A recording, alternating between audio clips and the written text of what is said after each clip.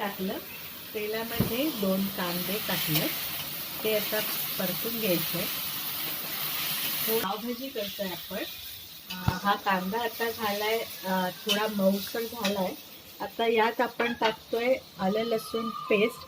आलं अगदी थोडं घ्यायचंय आणि लसूण जास्त घ्यायचंय. तर एक 2 चमचे भरेल एवढं हे मी टाकत आहे आणि ते पण चांगलं कांद्याबरोबर परतून घ्यायचं आहे.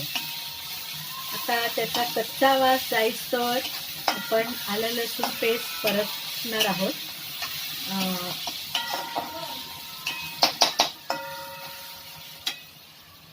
त्यानंतर आपल्याला त्यामध्ये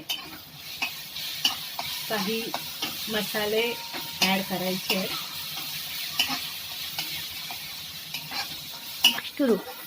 पावभाजी बनवायला घेतली आपण. आता हा कांदा झालेला आहे परतून बऱ्यापैकी.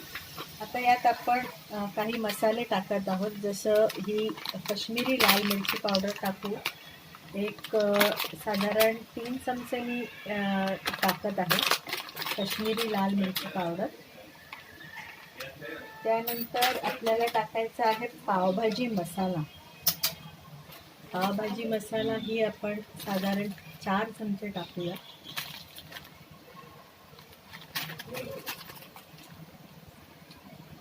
आणि त्यानंतर आपल्याला टाकायची आहे थोडी हळद पावडर आणि हे चांगलं एकत्र आपल्याला परतून घ्यायचं आहे.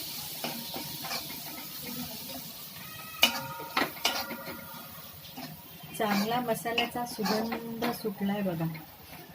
आता आपण त्यात थोडे मसाले परतून झाले की त्यात टोमॅटो आणि शिमला मिरची आपल्याला ॲड करायची आहे. आता आपण त्यात टोमॅटो टाकून घेऊया. टोमॅटो टाकल्यावरती आपल्याला लगेचच मीठ टाकायचं आहे, जेणेकरून टोमॅटो हे चांगले परतले जातील आणि मऊ होतील. त्यात आम्ही एक साधारण 2 चमचे मीठ टाकत आहे. आपल्या चवीनुसार टाकायचं मीठ. आता मला 2 चमचे मी मीठ टाकले आणि आता ते चांगलं परतून घेते.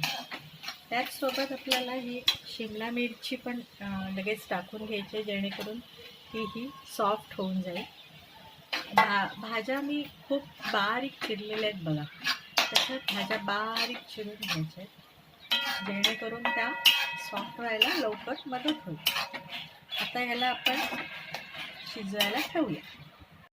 आता आपण हे 4 बटाटे, थोडा फ्लॉवर आणि मटार, हिरवे मटार हे शिजवून घेतलेलं आहे आणि आता हे मी स्मॅश करून घेते. आणि हे आता आपल्याला जे काय आपण हे केलेलं आहे पावभाजीसाठी, त्यात हे आपल्याला असं टाकायचं. आता आपण टाकून घेऊया.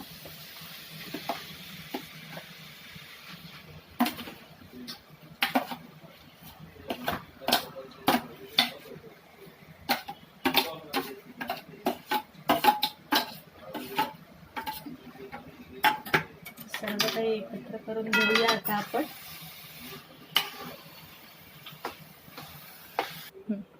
आता ह्याच्यात आपण सगळं ते मिक्स करून घेतलं आणि थोडं पण त्याच्यात गरम पाणी टाकून घेतलं.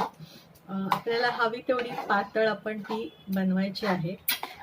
मीठ चाखून बघायचं साधारण कसं वाटतंय. आपल्या चवीनुसार मीठ कमी जास्त करायचं. आपण आधीच पीठ टाकलेलं आहे, टोमॅटो टाकला होता तेव्हा.